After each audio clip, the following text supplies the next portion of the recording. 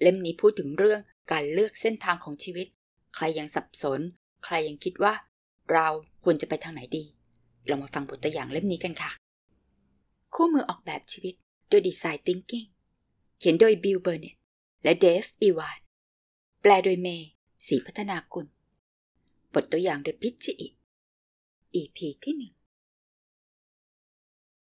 บทนำชีวิตออกแบบได้อเลนชอบก้อนหินและยังชอบสะสมก้อนหินด้วยเธอมักจัดหินตามขนาดรูปร่างประเภทและสีจากการเรียนจบปี 2ในมหาวิทยาลัยอันดับต้นๆของประเทศก็ถึงเวลาที่แอลเลนต้องเลือกวิชาสาขาที่จะศึกษาต่อแอลเลนไม่รู้เลยว่าชีวิตนี้เธออยากทำอะไรหรือโตขึ้นอยากเป็นอะไรแต่ก็ถึงเวลาที่ต้องเลือกแล้วสาขาธรณีวิทยาดูจะเป็นทางเลือกที่ดีที่สุดณเวลานั้นเพราะถึงอย่างไรเธอก็ชอบก้อนหินมากพ่อแม่ของแอลเลนภูมิใจในตัวลูกสาวซึ่งเป็นนักศึกษาเอกธรณีวิทยาและอนาคตนักธรณีวิทยาแต่เมื่อแอลเลนเรียนจบปริญญาตรีเธอก็กลับมาอาศัยอยู่กับพ่อแม่แล้วเริ่มหารายได้เล็กๆน้อยๆโดยรับจ้างเป็นพี่เลี้ยงเด็กและพาสุนัขไปเดินเล่นพ่อแม่ของแอลเลนไม่เข้าใจเรื่องนี้เลยตอนเรียนมัธยมปลายแอลเลนก็ทำงานเดียวกันนี้พวกเขาเสียเงินส่งเธอเรียนมหาวิทยาลัยไปไม่น้อยเมื่อไหร่นะที่ลูกสาวของพวกเขาจะแปลงร่างเป็นนักธรณีวิทยาและเริ่มทำงานเสียทีแอลเลนร่ำเรียนมาเพื่อการนี้และนี่คือสิ่งที่เธอควรทำความจริงก็คือแอลเลนตระหนักว่าเธอไม่ได้อยากเป็นนักธรณีวิทยาเธอไม่ได้สนใจศึกษากระบวนการเปลี่ยนแปลงภายในโลกสสารต่างๆที่เป็นส่วนประกอบหรือเป็นประวัติความเป็นมาของโลกแม้แต่น้อยเธอไม่ได้สนใจงานวิจัยภาคสนามหรือการทำงานกับบริษัทที่ทำงานด้านทรัพยากรธรรมชาติและสิ่งแวดล้อมเธอไม่ชอบแผนที่และไม่ชอบเขียนรายงานเธอเลือกเรียนสาขาธรณีวิทยาเพียงเพราะเธอเคยชอบสะสมก้อนหินแต่ณเวลานี้ระหว่างที่ต้องทนฟังเสียงพ่อแม่พร่ำบ่นเอเลนที่มีใบปริญญาในมือก็ยังไม่รู้เลยว่าจะหางานอย่างไรและจะจัดการกับชีวิตที่เหลืออย่างไรดีใครต่อใคร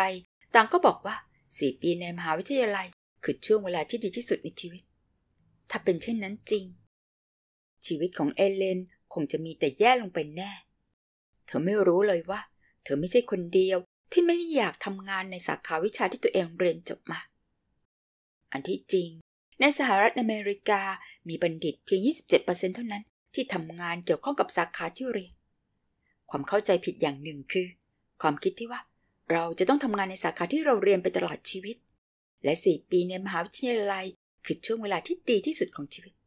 ในวงเล็บก่อนจะเข้าสู่ชีวิตการทำงานอันแสนหนักหนาสาหัสและน่าเบื่อความเชื่อเช่นนี้ทำให้คนจำนวนมากมองไม่เห็นหนทางออกแบบชีวิตของตัวเองความเชื่อผิดๆใบปริญญากำหนดเส้นทางอาชีพปรับมุมมองใหม่3 ใน 4ของนักศึกษาที่เรียนจบมหาวิทยาลัยไม่ได้ทำงานที่เกี่ยวข้องกับสาขาวิชาที่ตัวเองเรียนในช่วงอายุ30กลางๆจานีนกำลังเริ่มเก็บเกี่ยวดอกผลที่ทุ่มเทอุทิศตัวมาเป็น10 ปีเส้นทางชีวิตของเธอก้าวกระโดดอย่างรวดเร็วและยังคงเป็นเช่นนั้นเธอเรียนจบจากมหาวิทยาลัยที่มีชื่อเสียงได้เรียนต่อปริญญาโทด้านกฎหมายในมหาวิทยาลัยชั้นนำได้เข้าทำงานในบริษัททนายความที่ทำงานสำคัญอันส่งผลต่อสังคมและเธอกำลังมุ่งมั่นเพื่อไปให้ถึงจุดหมายทุกอย่างในชีวิตเป็นไปตามที่เธอวางแผนไว้ไม่ว่าจะเป็นเรื่องมหาวิทยาลัยโรงเรียนกฎหมายชีวิตสมรสหรือหน้าที่การงานปฏิฐานและความทุ่มเทมอบทุกสิ่งที่เธอปรารถนาชีวิตของเธอเป็นดังภาพแทนชีวิตที่ประสบความสำเร็จแต่จานีมีความลับที่ไม่เคยบอกใครในบางคืนหลังขับรถกลับจากที่ทำงานซึ่งเป็นบริษัททนายความที่มีชื่อเสียงแห่งหนึ่งในแถบซิลิคอนแวลลีย์เธอจะนั่งอยู่นอกระเบียงขณะแสงไฟจากซิลิคอนแวลลีย์เริ่มสว่างไสวจากนั้นก็ร้องไห้ถึงแม้ว่าเธอจะมีทุกอย่างในชีวิตทั้งสิ่งที่เธอคิดว่าควรจะมีและสิ่งที่คิดว่าตนต้องการแต่เธอค้นพบว่าตัวเองไม่มีความสุขเลยจานีนรู้ว่าเธอน่าจะสุขล้นกับชีวิตที่สร้างขึ้นแต่กลับไม่เป็นเช่นนั้นไม่ใกล้เคียงเลยด้วยซ้ำจานีนคิดว่าตัวเธอมีบางอย่างผิดเพี้ยน จะมีใครกันที่ทุกเช้าตื่นขึ้นมาด้วยภาพความสำเร็จและเข้านอนทุกคืนด้วยความรู้สึกปั่นป่วนในท้องคล้ายว่าชีวิตของเธอมีอะไรบางอย่างขาดหายไปบางอย่างที่ตกหล่นไประหว่างทางคุณจะทำอย่างไรหากคุณมีทุกอย่างเพียบพร้อมแต่ขณะเดียวกันก็ไม่มีอะไรเลยสักอย่างเดียวเจนนี่มีความเชื่อผิดเหมือนกับแอลเลนเธอคิดมาตลอดว่าความสุขในชีวิตนั้นได้มาจากรางวัลและความสำเร็จเหมือนนั่งม้าหมุนและคว้าห่วงทองเหลืองได้ครบทุกห่วงมีคนมากมายที่ประสบปัญหาแบบจานีนในสหรัฐอเมริกา2 ใน 3ของคนวัยทำงานไม่มีความสุขกับงานและมีคน 15% บอกว่าเกลียดงานที่ตัวเองทำอยู่ความเชื่อผิดความสำเร็จนำมาซึ่งความสุขปรับมุมมองใหม่ความสุขที่แท้จริงเกิดจากการออกแบบชีวิตที่ตัวเองต้องการ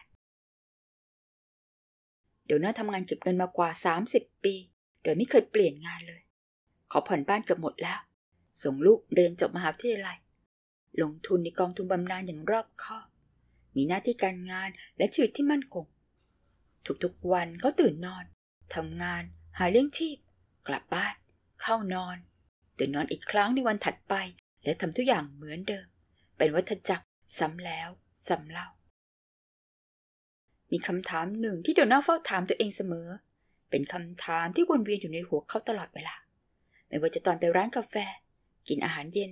ไปโบสถ์หรือแม้กระทั่งในบาร์แถวบ้านซึ่งเหมือนเหล้าสกอตไม่กี่แก้วพอจะทำให้คำถามนั้นเงียบลงได้บ้างแต่มันจะวนกลับมาเสมอ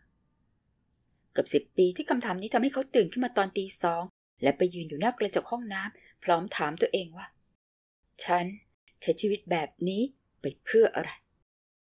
แต่ชายที่จ้องตอบกลับมาในกระจกไม่เคยมีคำตอบที่ดีให้สักครั้งเดียว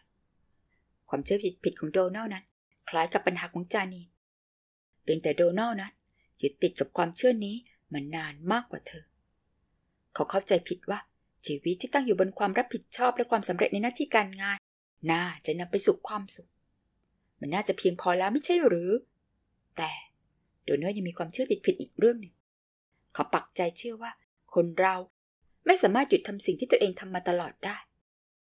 คงจะดีถ้าชายที่อยู่ในกระจกสามารถบอกให้เขารู้ว่าเขาไม่ได้เผชิญสภาวะนี้เพียงลำพังและเขาสามารถเปลี่ยนแปลงตัวเองเพื่อลองทำอะไรใหม่ๆได้คนอเมริกันกว่า31 ล้านคนที่มีอายุ 47-70 ปี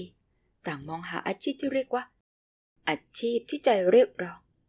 ซึ่งเป็นงานที่ผสมผสานระหว่างความหมายต่อตัวบุคคลรายได้ที่มีต่อเนื่องและประโยชน์ต่อสังคมในจำนวน31 ล้านคนนี้มีบางคนที่ค้นพบอาชีพลักษณะดังกล่าวและมีอีกหลายคนที่ไม่รู้ว่าจะเริ่มต้นตรงไหนดีเธอยังกลัวการเปลี่ยนแปลงครั้งใหญ่เพราะคิดว่าคงสายเกินไปเสียแล้วความเชื่อผิดสายเกินกว่าจะเปลี่ยนแปลงปรับมุมมองใหม่ไม่มีอะไรสายเกินไปเราออกแบบชีวิตที่มีความสุขได้เสมอเรื่องราวของคน3 คนกับปัญหาใหญ่ทั้ง3แบบนักออกแบบชื่นชอบปัญหา